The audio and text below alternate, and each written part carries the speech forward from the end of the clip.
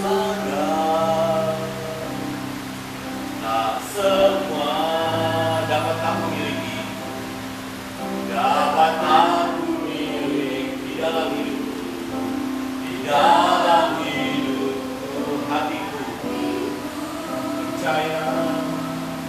percaya rancanganmu bagiku, rancanganmu adalah yang terbaik, adalah yang terbaik.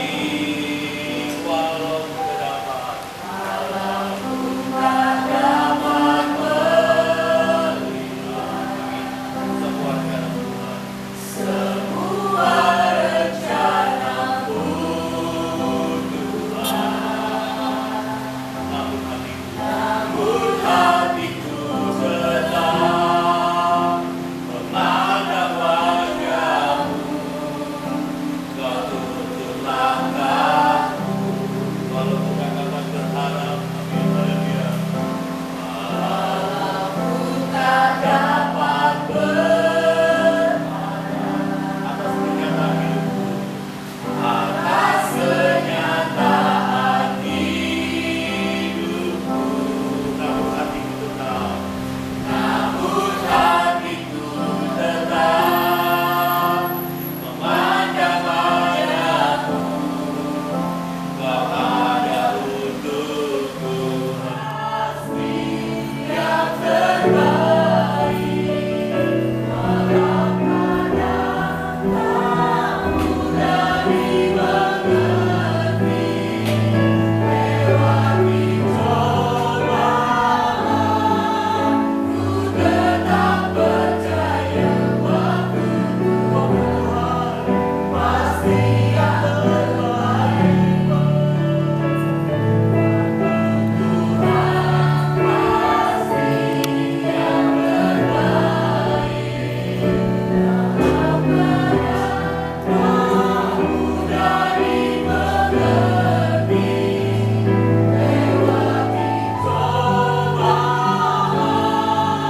ku tetap percaya waktu Tuhan pasti yang terbaik. Pasti yang terbaik. Waktu Tuhan pasti yang terbaik.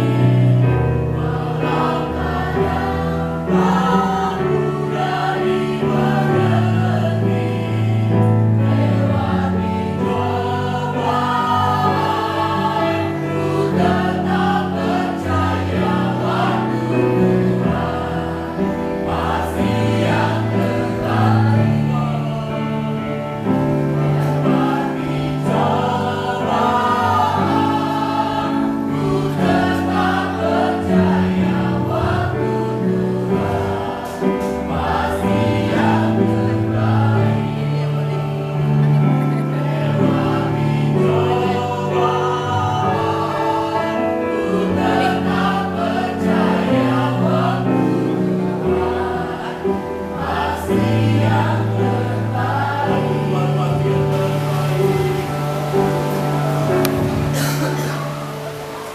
Shalom Bapak Ibu Saudara, sekali lagi Shalom. Tuhan katakan kita yuk yang diberkati Tuhan sepanjang minggu ini, sepanjang hidup kita. Kita mau memuliakan Tuhan hari ini. Kita akan mulai ibadah kita pada pagi hari ini. Sebelum kita mulai, kita akan membuka di dalam doa. Saya mengundang Bapak Gembala untuk membawa kita dalam doa pembukaan.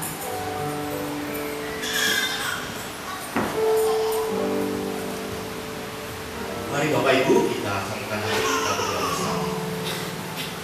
Bapa kami yang di surga, terpujilah nama-Mu, agunglah karya-Mu, besarlah perbuatan kami. Tuhan, pada pagi hari ini kami siap memuji Tuhan, kami ingin menyembah Tuhan, dan kami ingin Engkau sirami dengan firman-Mu yang menyejukkan hati kami, yang memberikan kami kekuatan, yang menjadi pelita bagi hidup kami. Terpujilah nama-Mu. Kami serahkan kebaktian di dalam tangan penasihat. Dalam nama Bapa, Putra, dan Roh Kudus, Allah yang Esa. Haleluya. Amin. Terima kasih pada Bapak Gembala.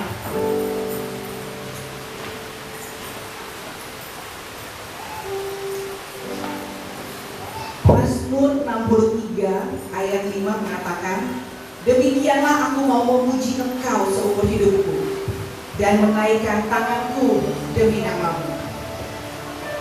Tuhan Yesus yang baik, kami mengucap syukur Tuhan untuk segala kasih karunia, untuk semua yang Kau berikan dalam kehidupan kami Tuhan.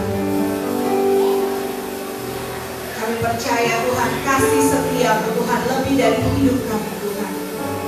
Kami mau naikkan pujian penyembahan kami lebih lagi.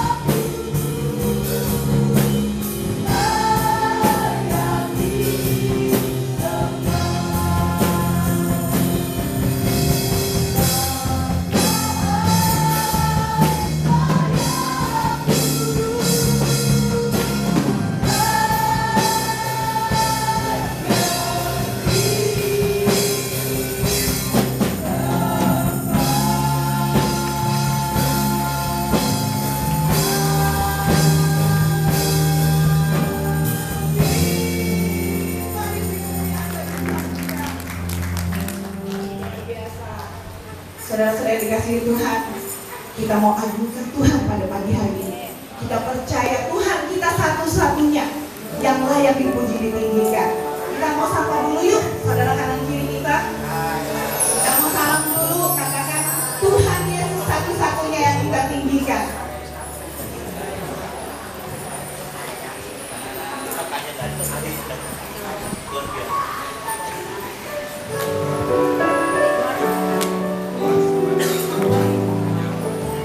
Haleluya. Udah lihat kanan kirinya semuanya ganteng-ganteng ya.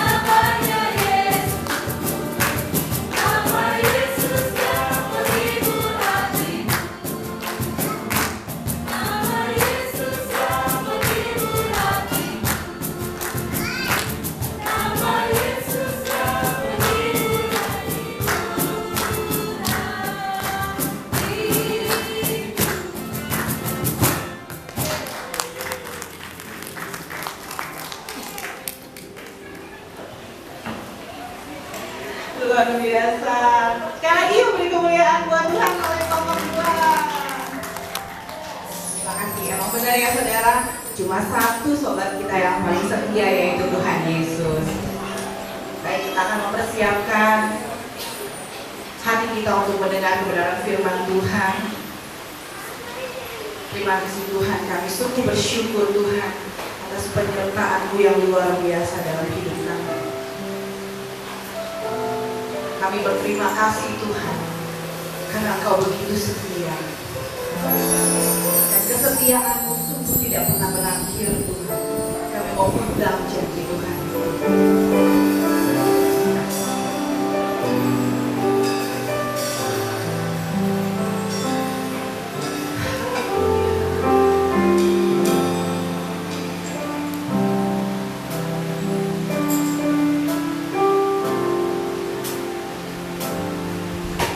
Tuhan, sungguh bersyukur Kau menyertai hidup selama ini. Bapa, ku berterima kasih untuk kasih setiamu yang tak pernah berakhir. Aku ada hari ini karena Tuhan baik dan teramat baik bagiku. Semua yang ku alami bersamamu ku lewati. Indahnya kasih Tuhan seperti pelangi sehabis hujan. Mari Bapak Ibu Saudara, saya jemput kita untuk bangkit berdiri. Tuhan, sungguh ku bersyukur Kau menyertai hidup selama ini. Bapa, ku berterima kasih untuk kasih setiamu yang tak pernah berakhir. Aku ada hari ini karena Tuhan baik dan teramat baik bagiku. Semua yang ku alami bersamamu ku lewati. Indahnya kasih Tuhan seperti pelangi sehabis hujan.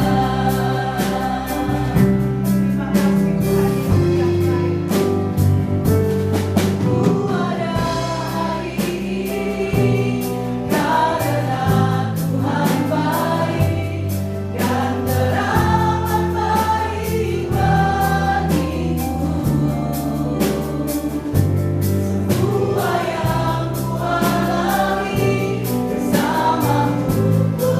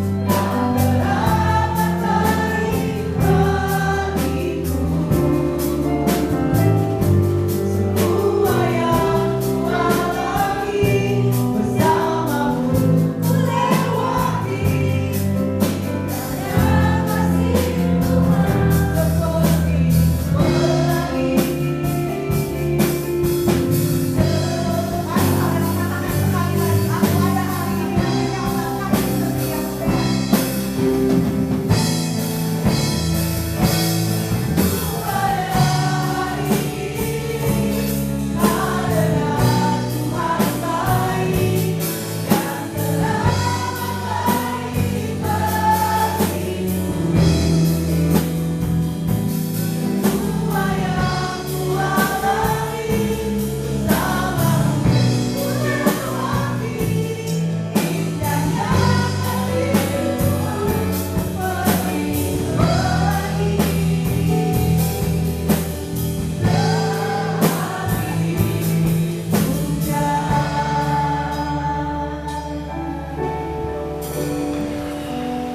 Terima kasih ya Bapak.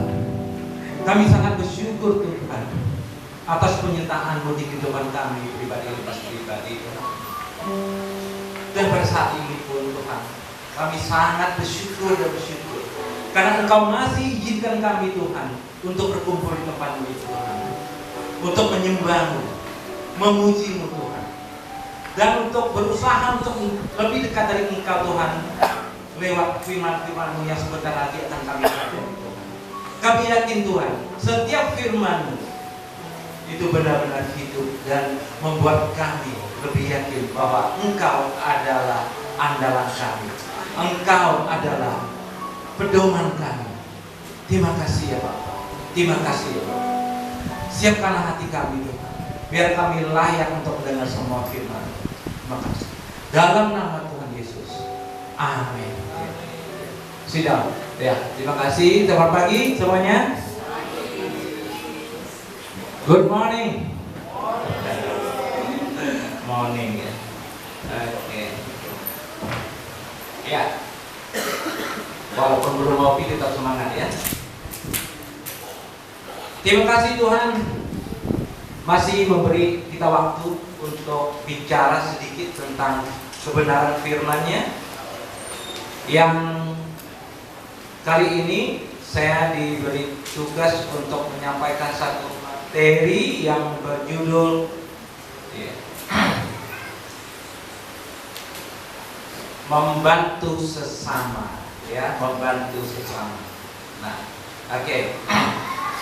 Ya, like helping people. Enak dengar ya. Kalau mau dibantu ya enak. Kita langsung mulai. Baca nas kita Galatia 6. Ya.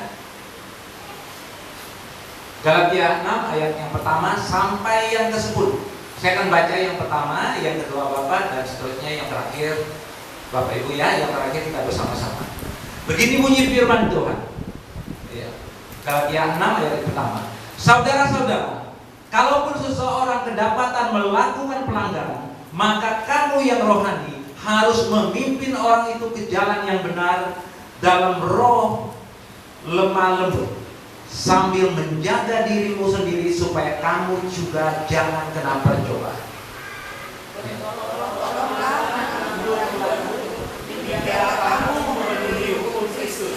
Sebab kalau seorang menyangka bahwa ia berarti, padahal ia sama sekali tidak berarti, ia menipu dirinya sendiri. Baiklah, tidak orang menguji pekerjaannya sendiri, maka ia boleh berkembang di antara diri sendiri dan bukan di antara orang lain. Sebab tiap-tiap orang akan memikul tanggungannya sendiri. Dan baiklah dia yang berkata dalam firman, mengasihi sesama yang ada padanya dengan orang yang memberikan pengajaran itu. Jangan sesat. Allah tidak membiarkan dirinya dipermainkan, karena apa yang ditabur orang itu juga yang dituainya. Sebab barang siapa menabur dalam dagingnya, dia akan menuai kebinasan dari dagingnya. Tetapi barang siapa menabur dalam roh, dia akan menuai hidup yang kekal dalam roh itu. Janganlah kita jemu-jemu berbuat baik, karena apabila sudah datang waktunya, kita akan menuai. Jika kita tidak menjadi lemah. Karena itu semuanya masih ada kesempatan bagi kita. Marilah kita berbuat baik kepada semua orang, tetapi terutama kepada kawan-kawan kita seiman. Bapak Ibu, saya terus terang secara pribadi saya suka dengan membaca Galatia. Galatia ini punya beberapa poin penting yang diutamakan di situ ya, yang diterangkan di situ. Nah, sebelumnya kita harus tahu Galatia ini di mana sih? Ya, Galatia itu ada di Asia Tengah kecil sebutannya. Ya kalau sekarang di tengahnya Turki lah, Turki modern ya, di wilayah tengah Turki modern itu Galatia. Nah, ini surat ini yang ditulis Rasul Paulus kepada umat-umatnya di sana.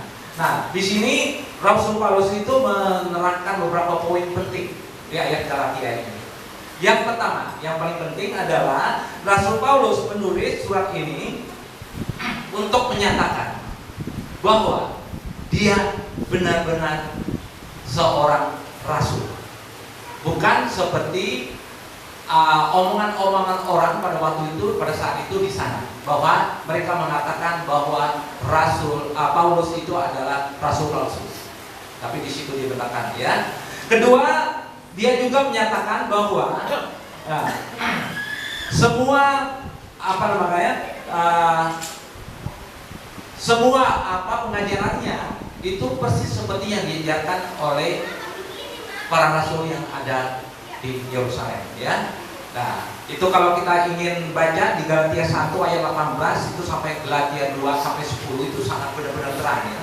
Nah, Paulus menegaskan bahwa semua misi yang dibawanya itu persis seperti yang dilakukan, ya, misi yang dilakukan di luar Yahudi, ya, orang Yahudi, itu persis seperti yang dilakukan yang di Yerusalem. Dan hal itu pun diakui oleh para rasul-rasul lainnya. Itu poin-poin penting. Dan satu lagi poinnya dari inti pembelajaran yang dari Galatinya ini adalah saling menolong. Itu diwajibkan. Itu ajaran Tuhan Yesus kepadanya, dan dia ingatkan umat-umat di sana untuk saling menolong, terutama yang seiman. Ya. Nah, yang kita bahas adalah poin ketiga ini. Ya. Nah, kita mulai dari satu pertanyaan, ya. Nah, pertanyaannya gini, coba slide ke-7, ya. Slide ke-7 begini pertanyaannya. Do you prefer being helped by people to helping people? Nah, apa? Anda suka ditolong atau menolong? Kira-kira begitu poin. Nah, kita jujur jawab, coba. Mana yang lebih enak? Ditolong dong, enak. Nah, itu udah keliru. Itu udah keliru. Nah, kalau jawabannya no, saya enggak, saya lebih suka menolong, kita udah menyenangi hati Tuhan. Tetapi kalau jawabannya yes, saya lebih suka ditolong daripada menolong, mari repent, bertobat, kita berubah. Ternyata itu tidak tidak menyenangkan hati Tuhan. Tuhan tidak suka itu. Semua dari kita diberi kapasitas untuk saling menolong. Ya, jangan pikir, ya, jangan kita berpola pikir begini. Ini sering saya dengar, boro-boro menolong, saya sendiri masih butuh pertolongan. Betul? Ya. Ngapain peduli dengan orang lain? Ya kan? Itu urusan dia sendiri. Sering kita dengar. Itu sangat menyakiti hati Tuhan. Apalagi orang Kristen tidak layak mengatakan hal begitu. Ya. Pemikiran-pemikiran seperti yang saya sebutkan tadi itu sangat keliru, Bapak Ibu. Ya. Itu sangat itu menjebak apa? Menjebak kita ke dosa. Kalau kita udah berpikiran begitu, ngapain saya susah-susah nolongin orang? Ngapain? Apa pedulinya gua? Adik bukan, kakak bukan, ya kan? Ngapain? Ya, hati-hati. Kita akan terjebak. Langsung akan didukung, disupport oleh namanya si pembohong, the liar. That's right, betul. Langsung. Nah, tidak boleh, ya, kita tidak boleh. Nah, Bapak Ibu, ya.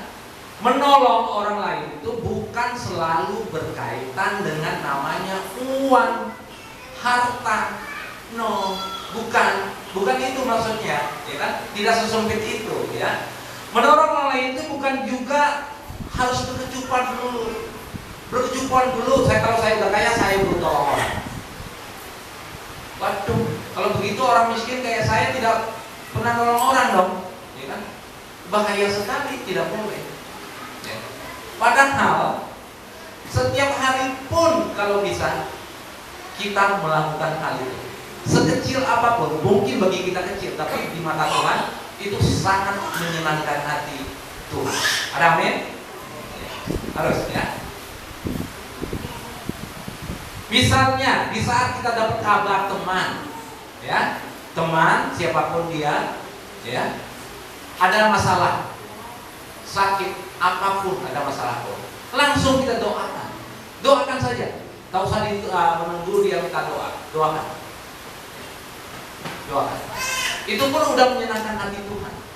Kalau kita udah mulai di tahap ini, tahap keduanya akan lebih ringan. Oke? Ya, langsung doakan. Jika ada yang berbeban berat, ingin sharing, ingin berbagi, luangkan waktu sebisa mungkin. Mungkin bagi kita cuma masalah waktu, tapi bagi dia itu membagikan bebannya, ya, bagi dia.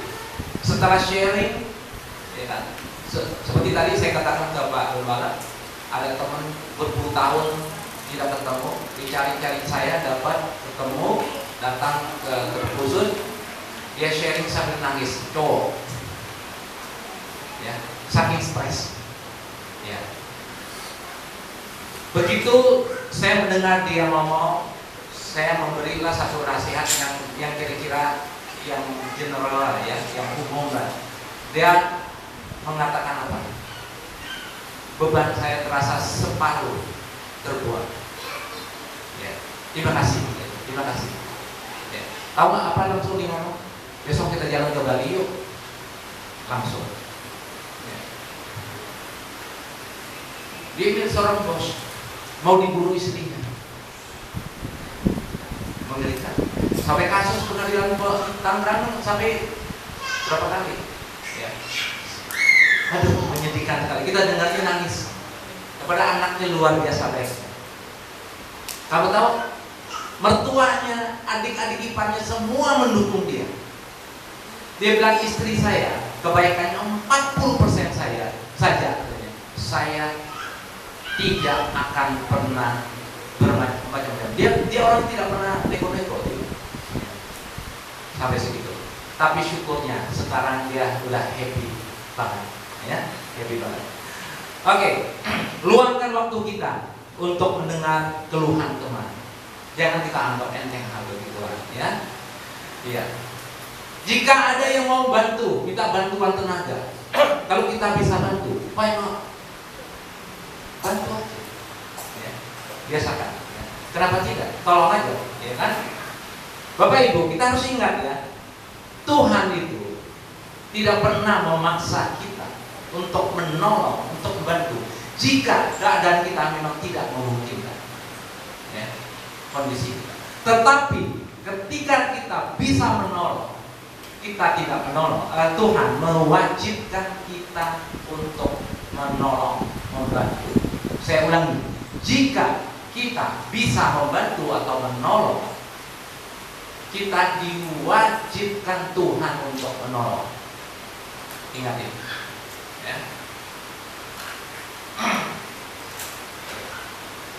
Kalau dengar ini, kita mungkin ada yang mengatakan, aduh, selama ini saya keliru dong. Selama ini saya pikir seorang yang suka membantu itu gaya hidup dia, suka-suka dia. Kalau saya kan nggak suka, ya. Tidak boleh, tidak boleh begitu.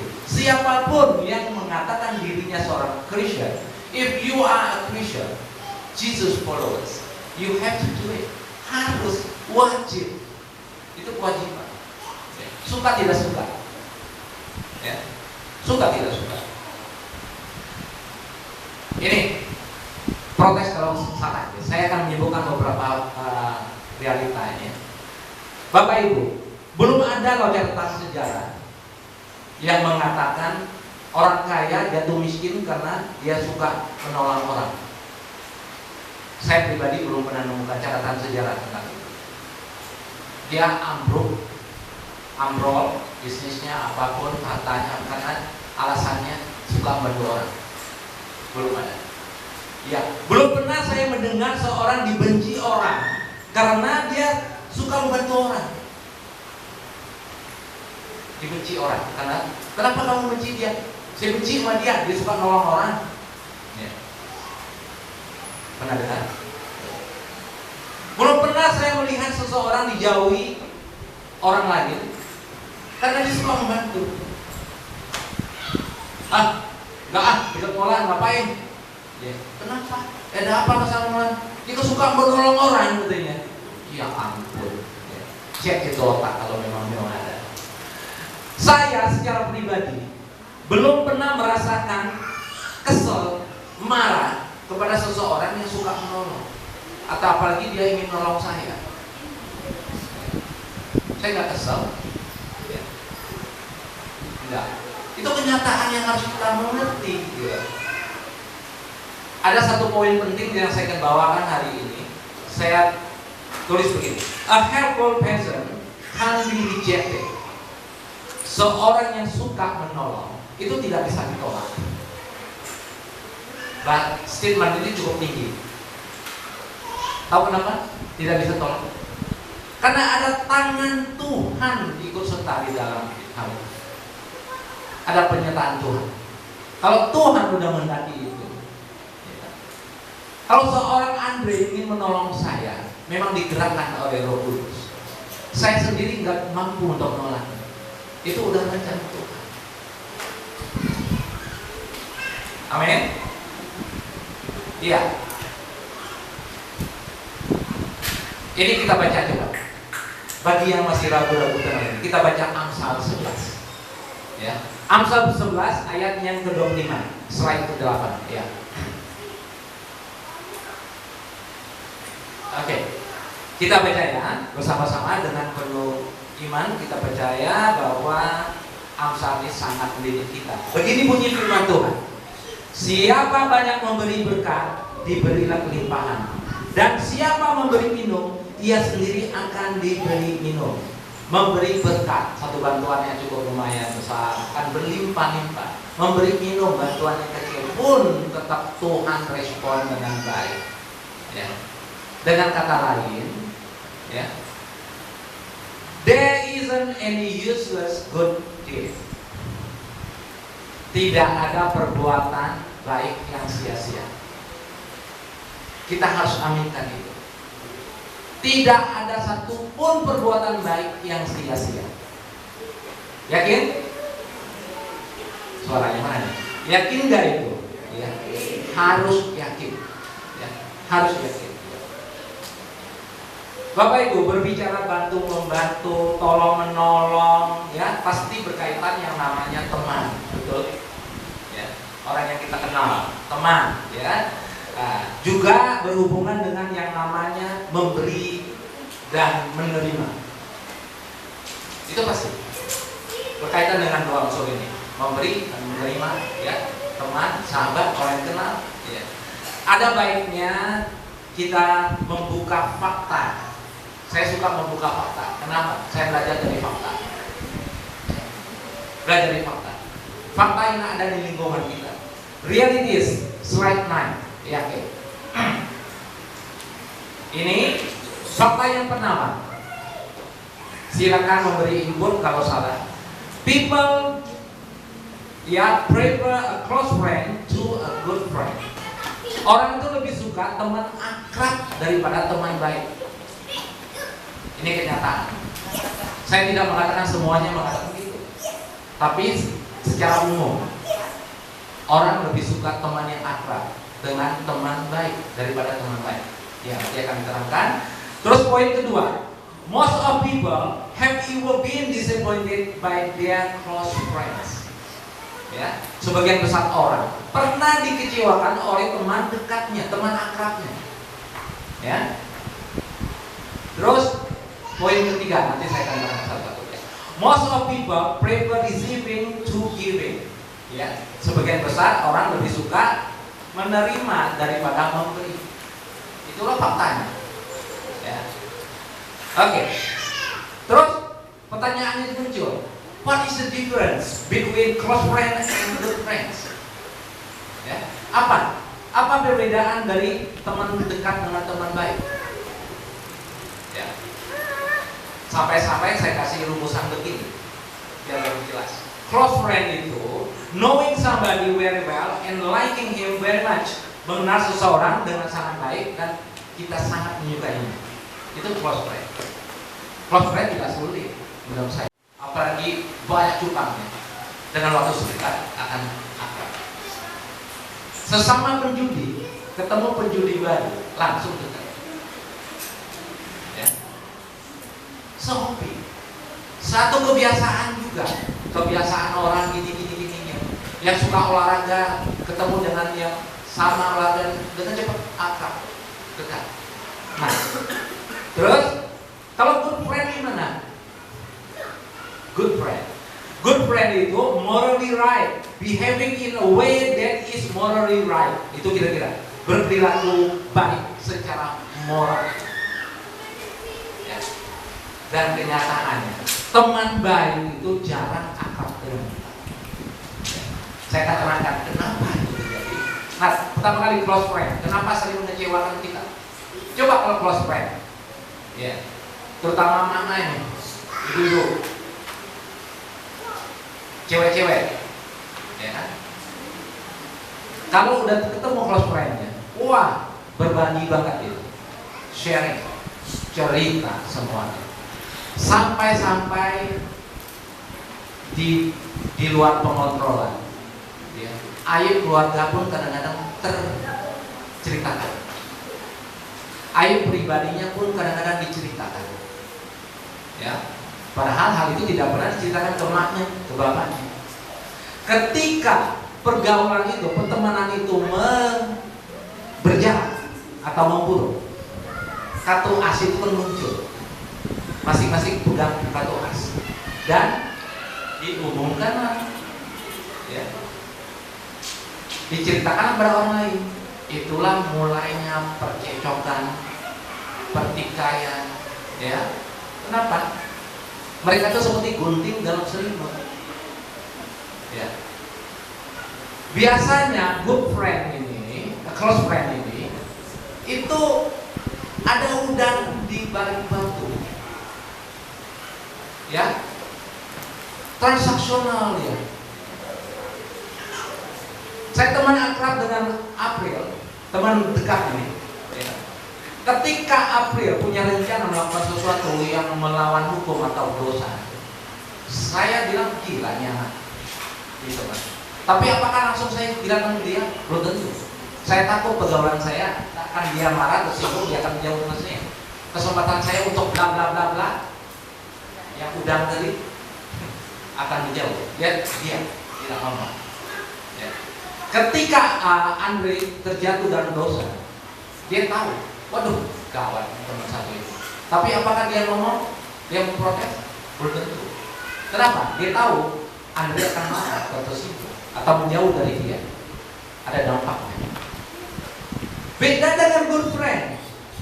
Good friend begitu dengar kita berencana melakukan sesuatu, dia akan segera mengatakan, Andre, jangan lakukan itu dosa bro, jangan. Reaksi Andre bagaimanapun dia tidak peduli. Dia lebih penting Andre tidak melakukannya. Ketika dia dengar Andre telah melakukan sesuatu, dia akan mengatakan, Andre, ini tidak baik, ini kamu harus tobat, jangan lagi lakukan. Ya. Dia tidak terlalu memikirkan apa reaksi Andre. Bisa aja Andre marah-marah, besok dia putus hubungan, nomor telepon kita dimatiin. Dia tidak terlalu penting bagi dia. Dia telah mengingatkan teman baiknya, karena dia tidak tega Andre terus terjebak dalam dosa. Itu bedanya teman baik. Teman baik ini jarang akrab, ya. Jangan yang dekat banget.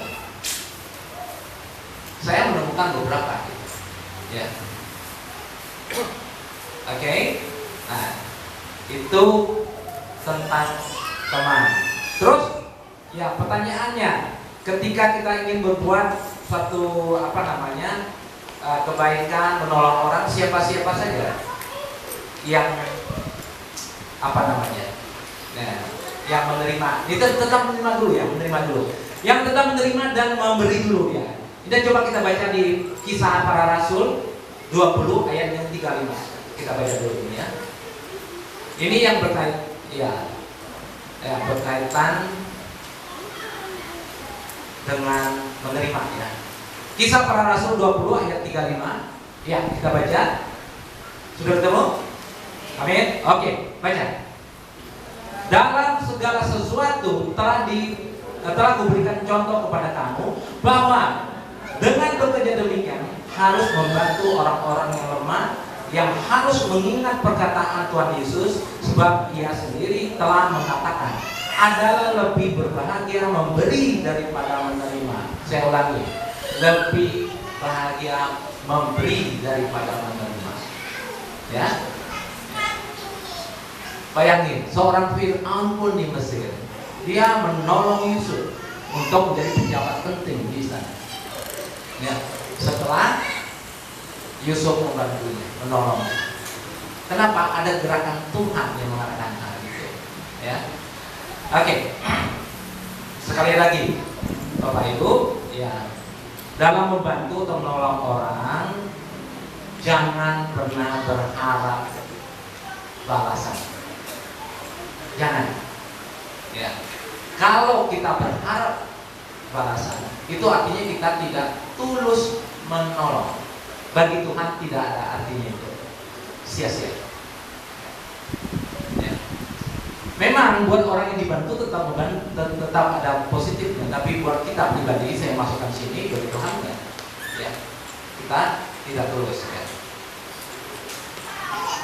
Nah, langsung kita ke inti balasan kita ya, bahasa kita kali ini ya. Siapa yang harus kita tolong?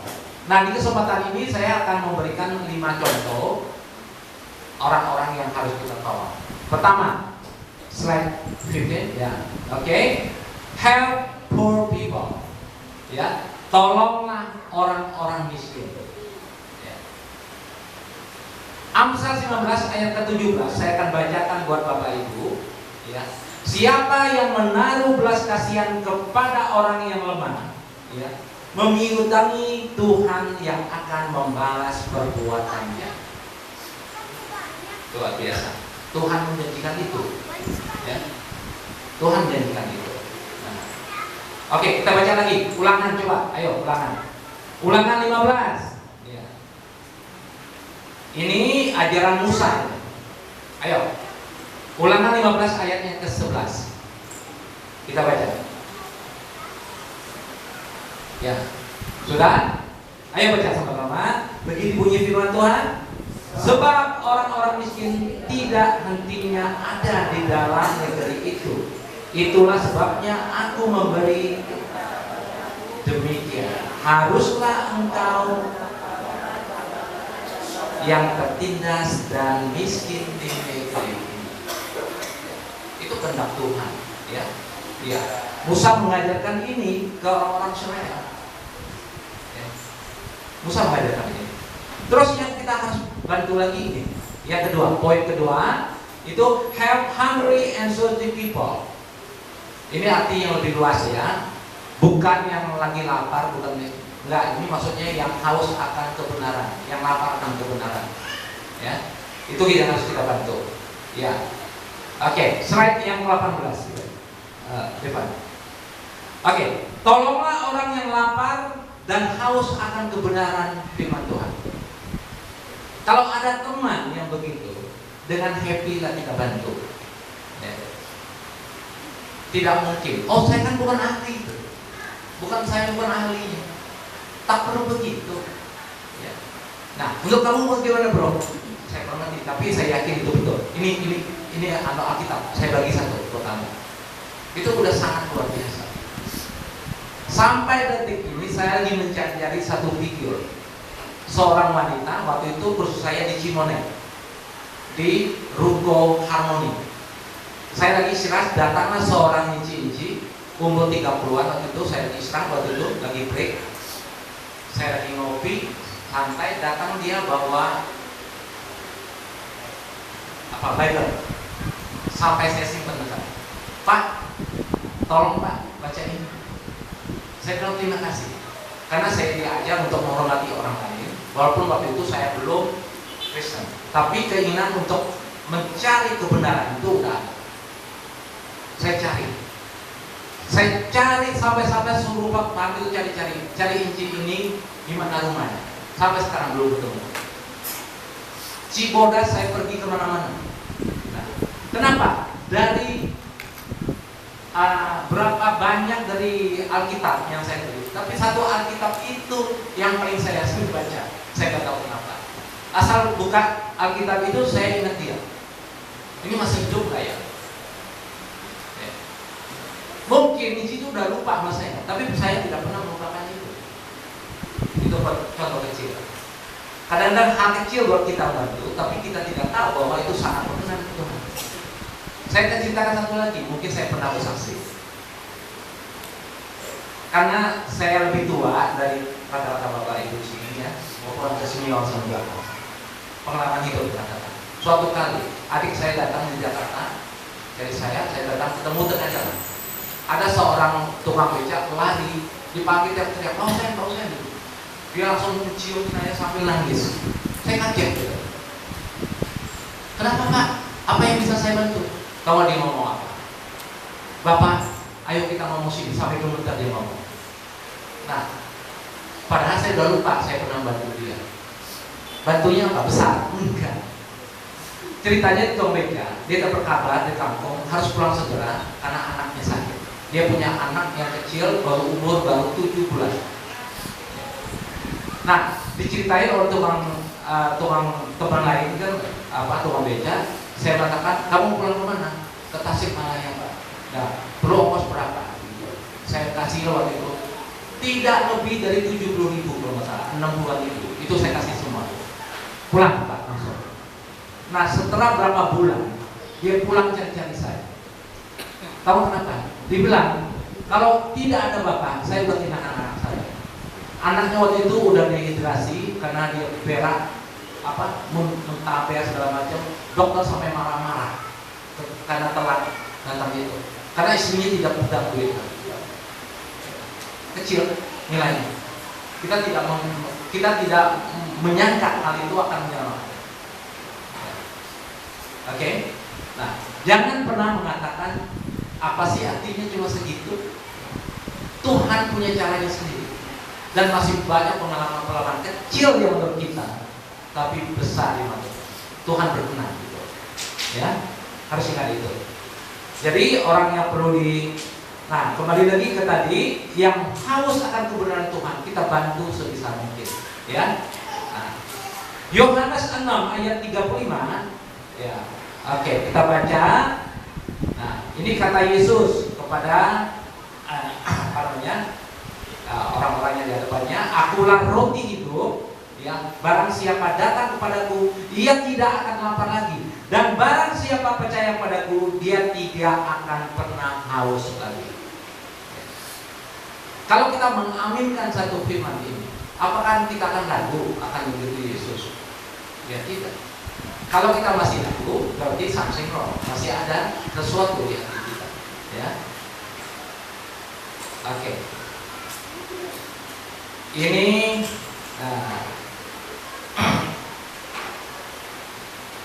ini kita coba lihat ini ya. Nah, ini kita tahu bahwa Yesus itu ada beberapa kota penting bagi Yesus ya. Yerusalem dia lahir, besar di Nazaret, betul ya. Dan setelah dia besar, dia pergi ke satu kota yang sebutnya Kapernaum. Kapernaum itu ternyata adalah kota pusat pelayanan Tuhan Yesus. Ya, di situ pun kota kelahiran beberapa dari muridnya. Ya, saya agak lupa siapa itu. Kalau nggak salah Yohanes, Yakobus, siapa lagi ya? Yang lahir di Kapernaum. Ya, Andreas mungkin. Ada satu lagi 4 yang lahir situ. Nah, tentang Kapernaum. Ya, nah. Kapernaum itu adalah kota pelayanan Tuhan Kristus. Ya, di sana banyak terjadi mukjizat. Sampai-sampai orang mengatakan Kapernaum itu adalah kota miliknya Tuhan Yesus. Ada yang sampai sobat begitu. Ya. Nah, Tuhan Yesus itu mengajar di sana. All out di Kapernaum.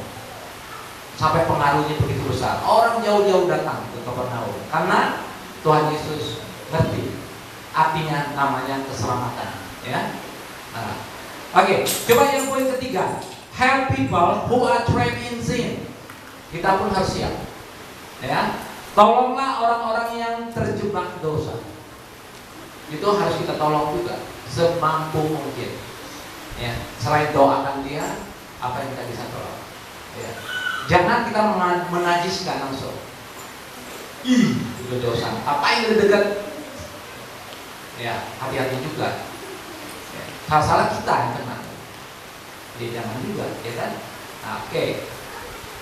Di Galatia ayat Galatia 6 ayat pertama, saya akan bacakan untuk Bapak Ibu yang tadi nas kita tadi. Saya ulangi sekali lagi.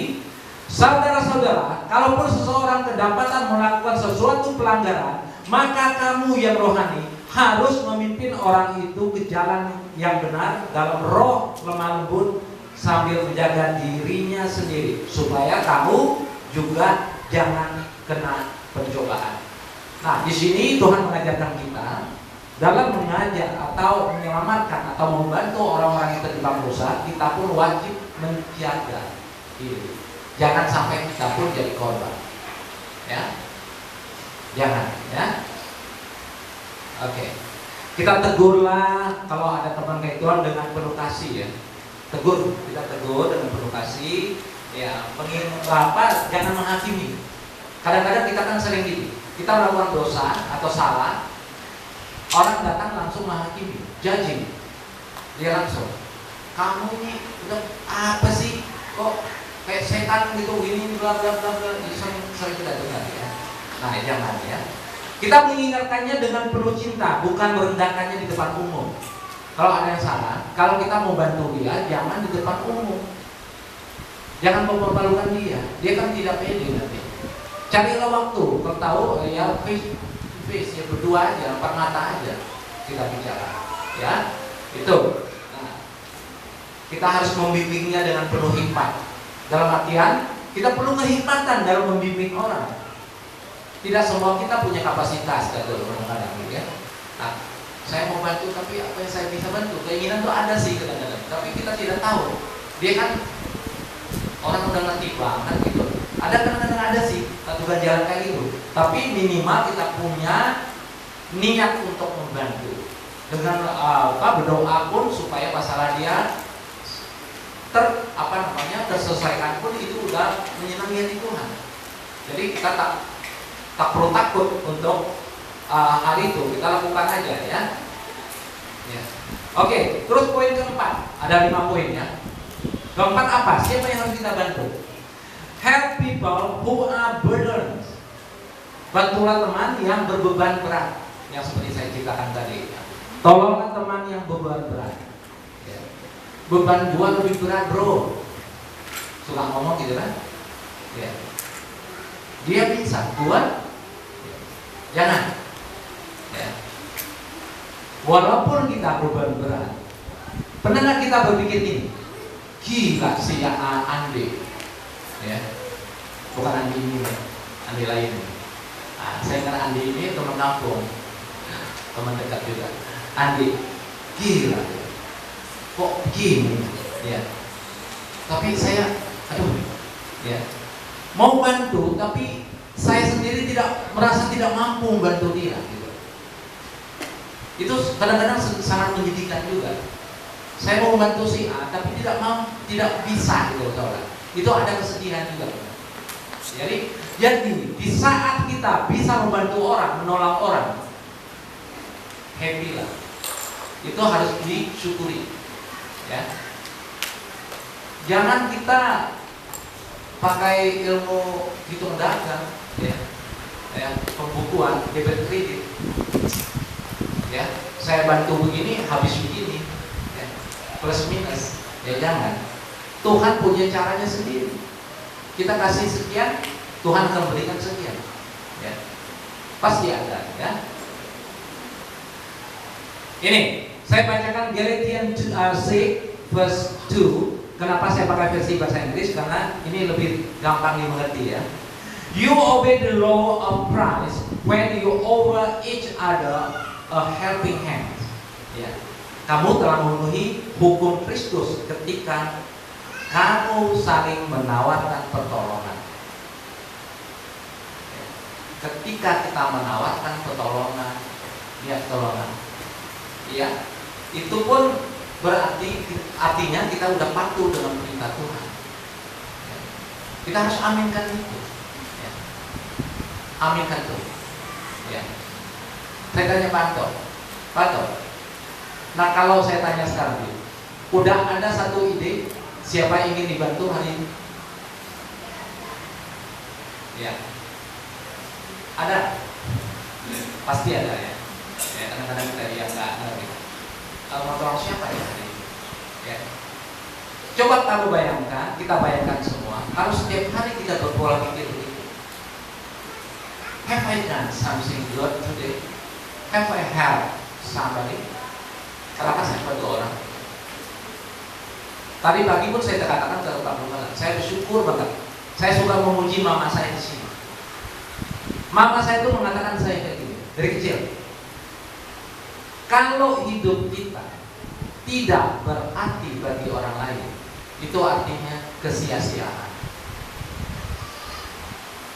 Sampai dia meninggal pun tetap melakukan itu. Itu makin tua kita makin ngerti. Mama kok pintar, bisa, benar. Ya, itu diterapkan. Mama saya tidak pernah berbeban berat, dia happy aja. Ya. Sebelum meninggal pun masih masak kan jeblok jatuh langsung. Ya, meninggal langsung. Ya, tidak pernah nyusahin anak cucu. Ya.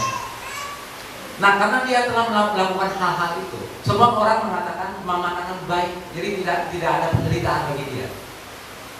Mama saya itu mengeluh cuma satu kali seumur saya. Tahu apa keluhan? Ketika lagi nonton TV satu hari, waktu pas hari hujan itu saya nggak keluar, jam 9 malam. Lagi nonton TV berdua dia masak. Nah, kok dada mama sesak? Cuma itu keluhan seumur hidup.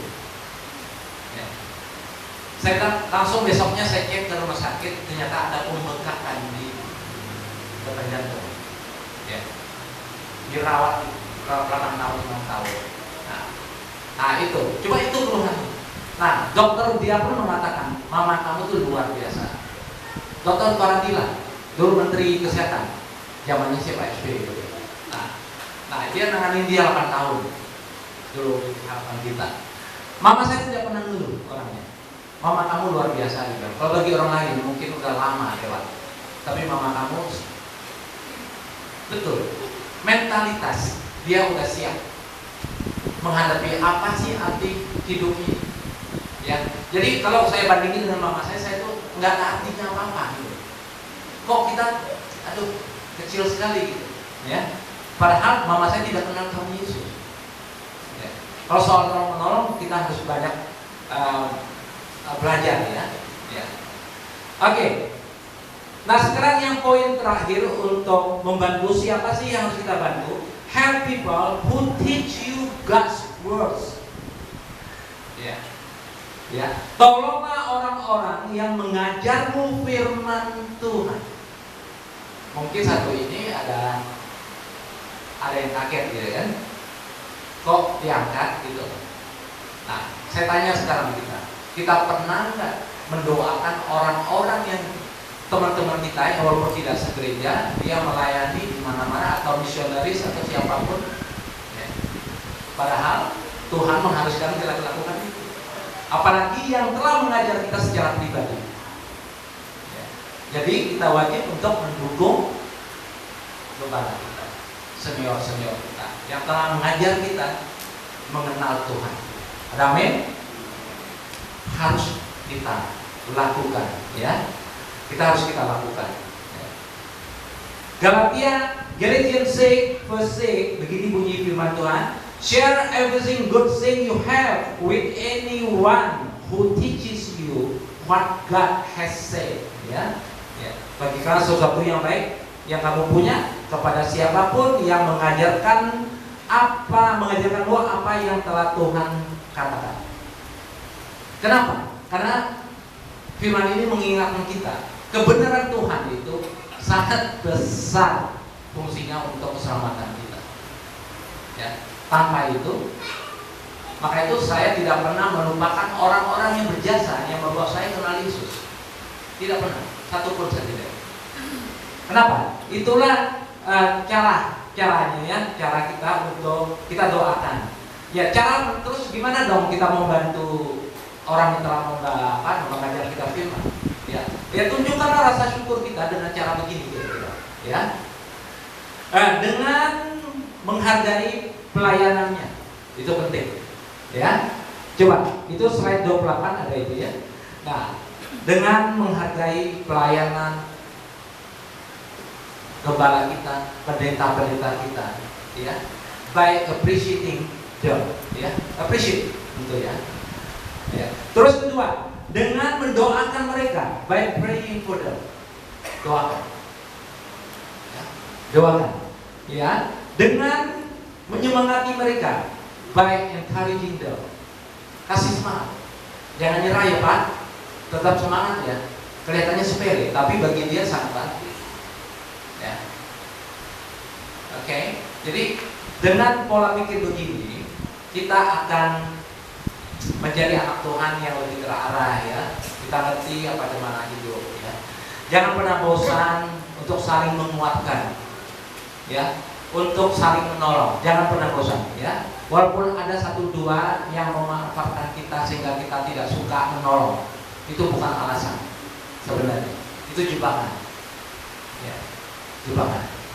Ya. Ada pasti, di mana-mana ada. Itu jebakan. Jangan tapi. Apakah untuk niat baik kita cuma menyerah hal kecil begitu? Jangan. Kita doakan dia, ya. Nah, tetap membantu, ya. Yakinlah ada tangan Tuhan turut bekerja di balik ketulusan hati kita. Amin.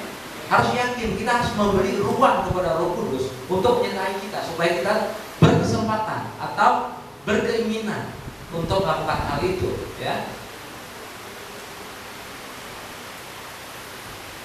Ini ayat penutup yang akan saya baca di kesempatan ini, ya. Yohanes ya, John 15 ayat yang ke-13. The greatest way to show love for friends is to die for them. Ya. Tidak ada kasih yang lebih besar daripada kasih pada orang yang telah menyerahkan nyawanya kepada teman-temannya tadi. Tuhan Yesus telah melakukan itu, ya. Oke, sebagai penutup baca slide ke-30. Silakan Diman. Ya, kita baca bareng-bareng. Ya. Ya, baca. Kelihatan? Ya. Be sure. Ayo baca kalau kelihatan. Bagi yang kelihatan ya, saya akan baca.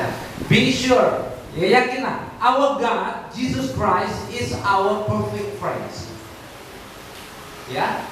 Tuhan kita, Yesus Kristus adalah teman sempurna kita, ya. Oke. Dengan setelah mendengar ini, saya mau tanya satu pertanyaan. Apakah ada keinginan untuk menolong untuk besok misalnya atau hari ini? Ada? Amin. Ayo kita berdoa untuk Tuhan supaya Tuhan berikan kita jalan untuk saling menolong, untuk saling menguatkan. Terima kasih Tuhan telah mengingatkan kami untuk saling menguatkan Tuhan, untuk memberikan kami kesempatan untuk mengerti semua firman Tuhan, Tuhan. Kami mengerti Tuhan, hidup tanpa saling menolong itu tidak berkenan di mata-Mu Tuhan. Ya Tuhan, berikanlah kami kesehatan, kekuatan, semangat, ya. Kelebihan Tuhan yang bisa kami share buat orang-orang Tuhan, orang lain, khususnya teman-teman kami, keluarga-keluarga kami yang seiman Tuhan, ya. Kami yakin Tuhan, Engkau selalu menyertai kehendak kami, keinginan kami untuk saling menolong Tuhan.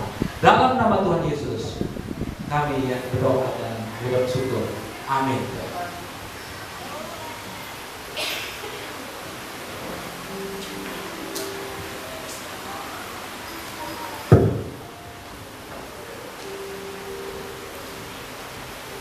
Amin. Untuk firman Tuhan, kami segenap keluarga besar GBI Karawaci Baru mengucapkan terima kasih untuk Bapak Husein atas firman Tuhan yang luar biasa pada pagi hari ini.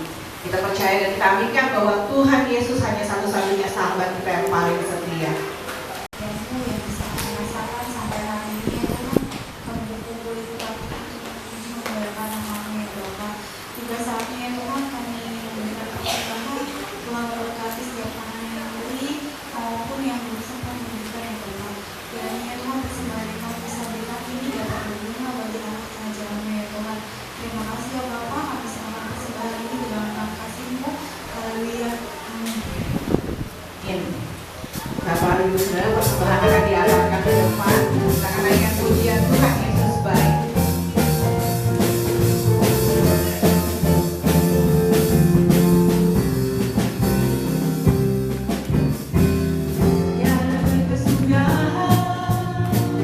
Kasih setiamu Tuhan, selalu barulah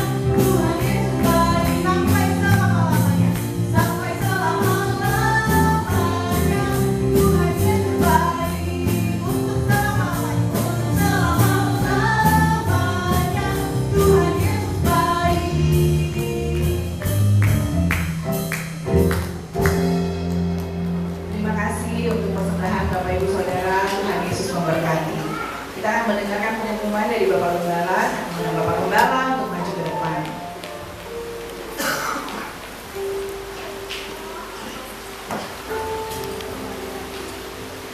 Terima kasih. Puji Tuhan, terima kasih atas kebenaran firman Tuhan yang kita telah dengar melalui penatua kita Bapak Husen. Kita akan berpikir, kita benar nggak sih firman Tuhan ini, ya kan ya? Saya nggak bisa bantu karena bantu diri sendiri aja susah, Husen. Mau nolong susah nih saya, karena saya sendiri aja berat, ya. Tapi saya yakin percaya, saudara harus minta kasih dari Tuhan, minta kekuatan dari Tuhan, supaya saudara bisa nolong orang. Kalau dengan kekuatan kita nggak bakalan bisa nolong orang. Ya, kita bisa mengasihi saudara kita karena kasih Tuhan, bukan karena kasihan, bukan. Tapi karena kasih Tuhan ada pada kita, kita bisa nolong orang. Kalau dengan kasihnya kita nggak akan bisa. Ya, itu yang bisa saya sampaikan. Dan juga ada satu lagi yang saya ingat.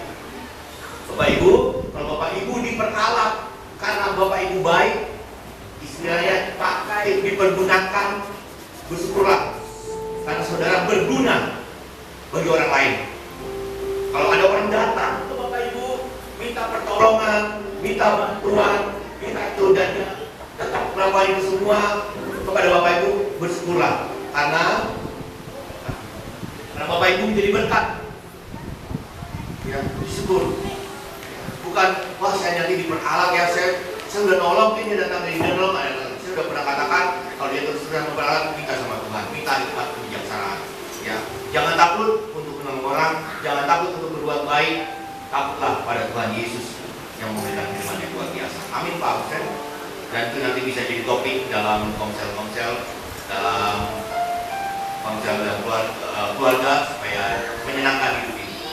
Baik, yang pertama, tanggal 17 itu hari Minggu, kita akan menggunakan pakaian dress code kita perjuangan, ya. Oh merah putih, merah. Ini sekarang udah merah ya. Ya. Jadi kalau mau pakai lagi nggak apa-apa, tapi kalau itu perjuangan ya merah putih. Kalau sedalamnya yang putih. Ya begitu lah. Merah putih. Kita perjuangan, kita dalam doa supaya nama Tuhan dimuliakan. Selanjutnya ada kebaktian-kebaktian yang kita lakukan di tengah minggu supaya kerinduan kita sama Tuhan tetap terjaga. Baik itu hari Selasa, hari Rabu, Selasa lansia, hari Rabu ada bimbingan pranikah, hari Kamis ada komsel mabok 1, hari Jumat ada latihan, hari Sabtu ada komsel juga yang ada, baik itu pemuda remaja juga yang terus semangat, terus menyala-nyala dan lain dengan Tuhan. Ya, Tuhan yang bisa sampaikan. Nanti saudara bisa pulang ke rumah kita masing-masing dan kita bawa berkat Tuhan, mengucap syukur pada Tuhan. Mari kita bangkit berdiri.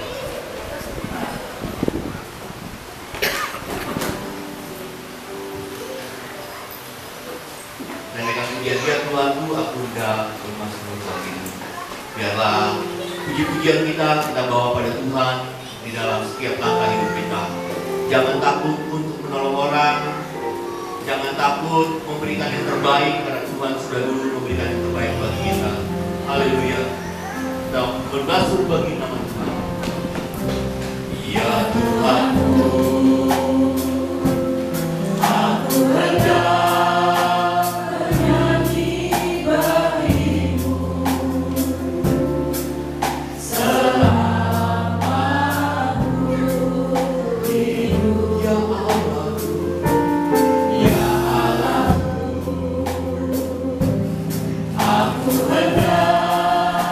bermasmur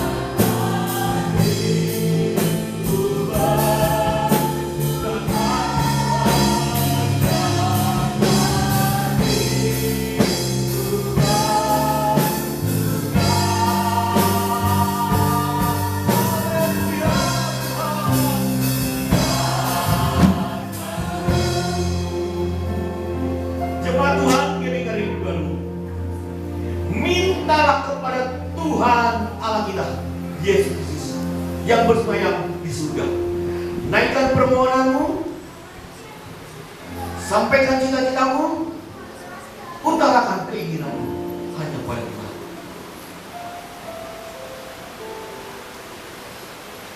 Mari kita memohon kepada Allah, sumber berkat kita.